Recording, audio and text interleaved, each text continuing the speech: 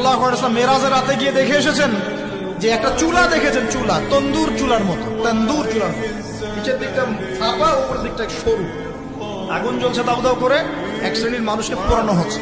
আগুন যখন ফ্লো বাড়ছে, মানুষ উপরে আসছে, ফ্লো কমছে, নিচে নামছে, এভাবে। রাসূলুল্লাহ সাল্লাল্লাহু আলাইহি ওয়াসাল্লাম জিজ্ঞাসা করলেন, ইয়া জিবরিল, এরা কারা?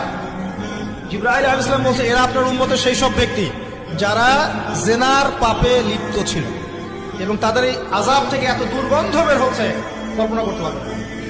আরেক শ্রেণীর লোককে দেখেছেন, সামনে এই যে ভালো গোশত, পাশে খারাপ পচা গোশত, বসে বসে পচা গোশত খাচ্ছে, ভালো গোশত খাচ্ছে না, শাস্তি হচ্ছে কবরে, বারজাখের জগতে। নবী জিজ্ঞাসা করছেন, এরা কারা?